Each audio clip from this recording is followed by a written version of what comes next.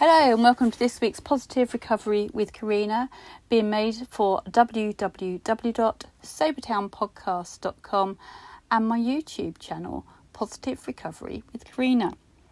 This week I am coming from a caravan in the middle of the field because I'm on my holidays and I forgot to bring my jar with me. So I thought what I'd do is I'd just read some things from my book, The A to Z of Alcohol and Sobriety, Everything You Need to Know by Corinna Alderton. So I'm just going to open it up randomly, get myself comfy, and okay, I've landed on somewhere in B. I'll just have a quick scoot of what we haven't done before, and I think I'm going to hit on the brain. So the brain is our control centre for everything. It interprets everything we see, hear, feel, smell and touch. It keeps our heart beating and our lungs breathing, and everything working as it should be. It is made up of cells known as neurons, which communicate with each other to send and receive messages to and from every part of our body. Our brain is 60% fat, and its main period of development takes place in at least in the last 3 months of pregnancy until we are 24 years old.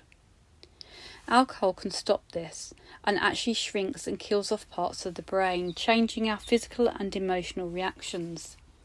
It may not be obvious at first, but just think about how all our senses and our logic change when we are drinking. Continue and the long-term damage will be done. It is for this very reason that withdrawal can feel so rough, and for some the delirium tremens will occur.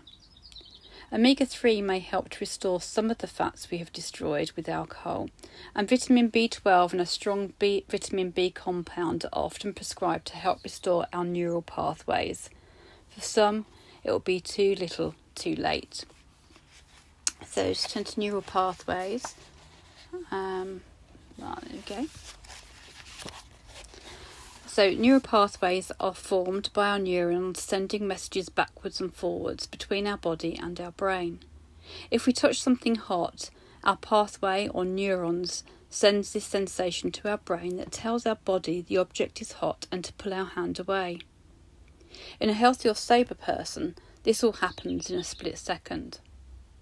Whilst the majority of neural pathways work to keep us safe and healthy, they are also habit forming.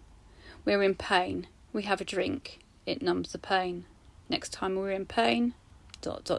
we have a drink, it numbs the pain, and so on. But the good news is we can retrain our neural pathways. Firstly, we have to put down the drink and stop drinking our neurons and their pathways into oblivion and allow them to do their job. So the brain plasticity, how can we retrain them? It's because of neuroplasticity. This is the good news. We can repair and rewire our brain and our nervous system, and this will be the case for most of us. The growth of the brain, its neurons and the nervous system is how a child learns to walk, talk, eat, etc. It was originally thought that these systems then stopped developing and went into decline. But we now know that we have the power to retrain our neural pathways, both physically and emotionally. Repeated actions become habits. We just have to change the habit to make a new one. For a fantastic podcast on this, I can thoroughly recommend listening or reading an article by Todd Crafter at good old www.sobertownpodcast.com. If it fires together, it wires together. It completely changed my life. So I've talked a bit about neurons. Let's just cover neurons as well, which is part of our neural pathways. So neurons are part of our nervous system. They send and receive messages from each other through chemical and electrical energy. They are found throughout our body, and we have around 86 billion of them in our brain and around 500 million in our gut alone. Alcohol stops our neurons communicating with each other and causes a slurred speech, poor memory and movement we encounter when we are drinking. It also stops us from listening to our gut instinct, which can lead us to making decisions that we may not have made had we been sober. So in this book, some of the things are highlighted in bold because it directs us to other headings to explain things a little bit more. So In that section, gut instinct was highlighted, so we just have a little look at gut instinct. Feel it, listen to it, and go with it. It really can tell us so much. Even when I was a mental health nurse, it was okay to go with this and record that we had done so. There is a very large nervous system, the vagus nerve, in our gut, and it is often referred to as our second brain. Listen to your tummy today. It has so much to tell you. Let's have a little look at the vagus nerve. The vagus nerve is the biggest nerve in our body and carries messages to and from our brain, heart, tummy, and near enough every organ in our body. It plays a major role in keeping our body running, including steadying our heart rate and blood pressure, and helps us to talk, swallow, and digest our food. It is also responsible for our gag reflex, our gut instinct, and telling our body that it needs to vomit. It is thought that by stimulating our vagus nerve with things such as humming, meditation, and yoga, we can reduce inflammation and our risk of diabetes, heart disease, stress, and anxiety. Okay. I just tend to think now where I was going. So let's go back to the brain. And the other thing that was highlighted into the brain was the delirium tremens.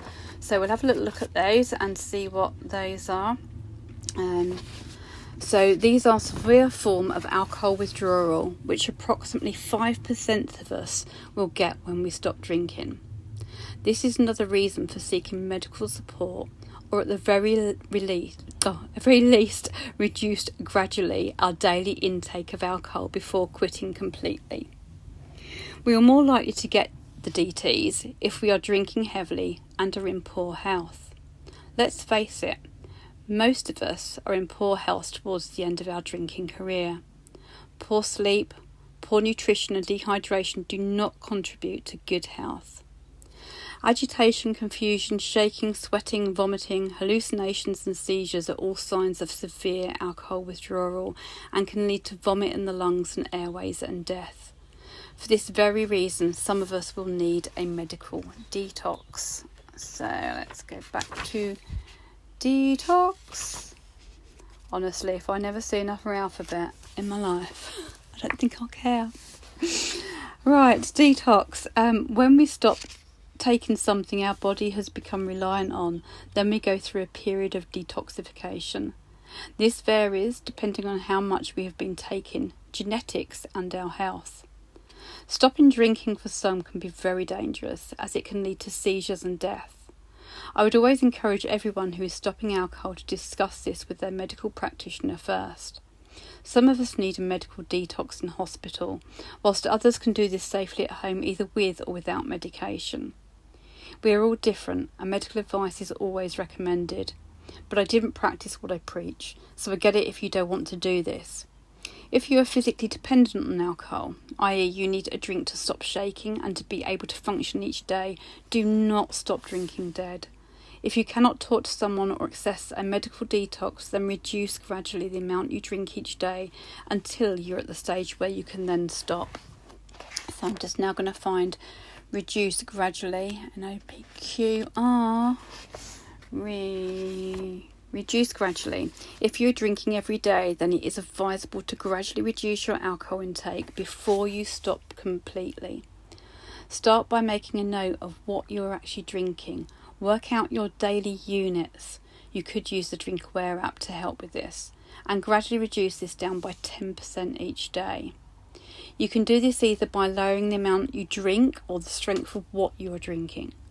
According to the article referenced below, when you have had a week of drinking 10 units or less a day, it should be safe for you to stop drinking.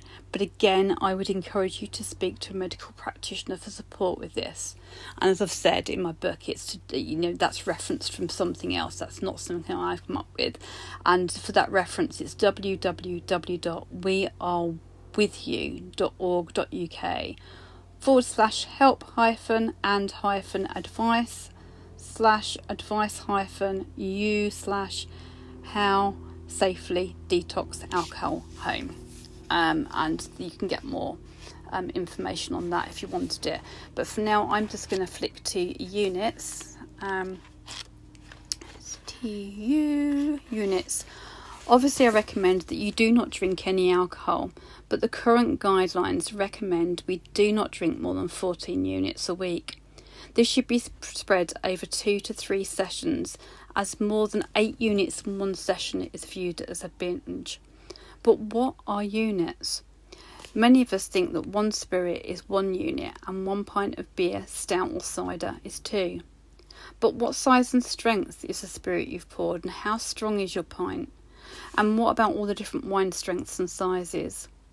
If you're wanting to cut back and monitor your alcohol, then I encourage you to start measuring your drinks and recording them.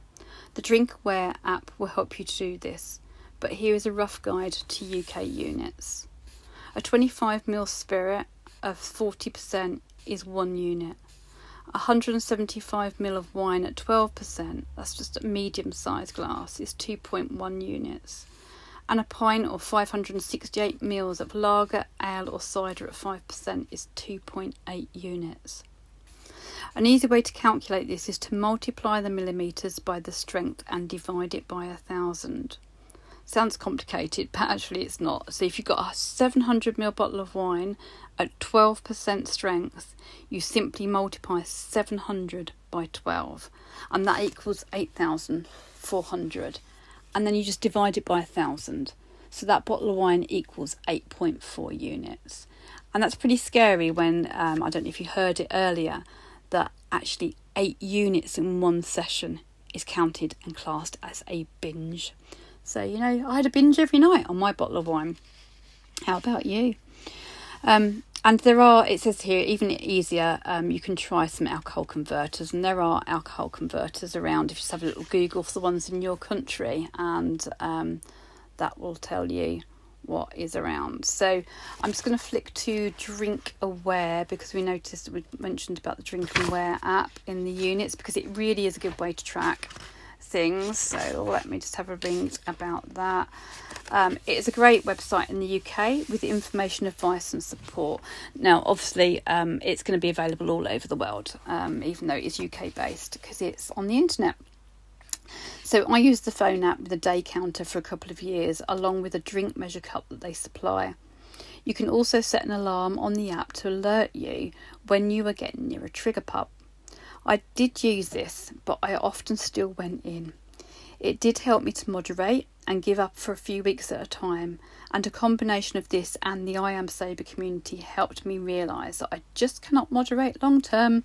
I'm an all or nothing kind of gal. So what is moderation? Moderate. I think I'd be quicker at this by now, having written about it all. Okay. Moderation. When we first start thinking of quitting and take that step, many of us do so with the intention of seeing if we can stop for a while and then come back and then just drink every now and again. Nearly every single one of us discovers that we cannot. We give it several tries though. Moderation is not a thing for anyone who is addicted to something. Don't beat yourself up from being hooked. It is an addictive substance after all. Look at it this way. You're responding how you are supposed to. It's the people that don't get addicted that aren't. And I have to go now to the I Am Sober app. Oh, the section, sorry, not the app. So I Am Sober, or IAS, is a free sobriety app with an amazingly supportive community. I own my sobriety, but I credit the wonderful people on here who helped me get and stay sober. You can remain completely anonymous if you wish, but most people whose pseudonyms, some of which you will see in here, in this book, and mine is Corinna Dotty Pot. You can post, read, support, be supported and celebrate. There is also a daily counter, milestone, marker and money counter on here, and it covers so much more than alcohol. I'm currently working on my sugar addiction. There are informal daily Zooms which were set up and are run by people from the I Am Sober community. If you would like more information on these, just email me at alcoholandsobriety@gmail.com with your IAS username and the milestone you last posted at, and I will send you up-to-date information on Zoom times and sign-in details. And I mentioned community there, and so I'm going to flick to community in my book. Community, this is absolutely key to recovery.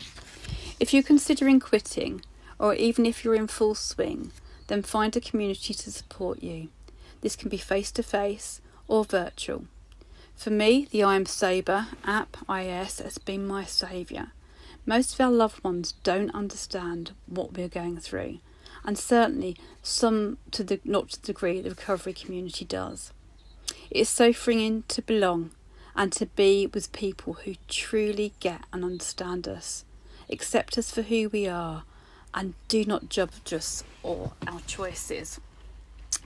My other community as well has been Sobertown. That has been a huge inspiration to me. So the Sobertown podcast, this amazing resource was started by my IAS Power Drifter, and you can hear many amazing people telling their drinking and sober stories, sharing helpful information on recovery, and there is an amazing toolbox of resources by Todd Crafter. You can also hear me chatting about many of the subject headings from this book in Positive Recovery with Corinna and 2 for 1 with Polly and Corinna. There are before and after photos, sobriety tattoos, book suggestions and so much more. The website is growing and developing day by day, so if you haven't already, go check it out at www.sobertownpodcast.com. And let's have a quick look at the toolbox. What is a toolbox? Because you will hear that mentioned quite a lot about tools and toolboxes. This is our box of tricks to help beat off our cravings, our triggers, our altered unhelpful thinkings and addict voice. Every job needs tools for the work to succeed. Sobriety is no different. One size does not fit all, and we need lots of tools to help us through. What works for us one day may not work the next. We need a good selection. Hopefully, reading this, you have now got some really good ideas and resources, but that does not make your toolbox full. We can really learn from ourselves, from each other, from each craving, each milestone, challenge and reset. Stay curious and don't be the poor work person who always blames their tools. And the very start of this book, as I've just mentioned curiosity in my introduction of my book, is it actually says, you may not agree with everything I've written. My word is not gospel. But if anything particular stirs you up, maybe ask yourself what that is about. This book contains everything I think you need to know to make choices about your alcohol or sobriety journey. It is not necessarily everything you want to know. My intention is to give you hope, help you feel less alone, and inspire you to be more curious, because curiosity didn't get the cat. It really is key, and perhaps I'll just quickly read about that. Curiosity. A good friend once said to me, stay curious, and it really is sound advice. Even when the very worst happens, when it feels as though our world is crumbling around us, it really helps to stay curious. Curiosity helps us to learn, understand and work things out, and definitely helps us to act, which is to become aware, clarify and turn it around. It can also help with our altered and unhelpful thinking, CBT and other techniques you will read about in this book. Curiosity can tell us just to be, to just sit with it, or just hand it over to the universe and to trust in the process. And I think because I could just go on forever. There's so many highlighted stuffs in there that I could just read and read, but I think I'll just finish with trust in the process. Have faith and trust that it will all work out okay. Essentially, this is about accepting our areas of control and letting go. What will be will be. If we can do this, then we'll become calmer, more patient, happier, able to recover more quickly, be less stressed and more accepting of change and our areas of control. When I'm struggling and I don't have the answer, I now simply leave it to the universe. One of my favourite film quotes is from The Best Marigold Hotel. Everything will be alright in the end. So if it's not alright, it's not the end. Anyway, I hope you'll have a wonderful week. Until I see you again, not another drop, no matter what. Remember, you have choices. Stay curious and stay in your hula hoop and your area of control. Have a good one. Bye bye for now.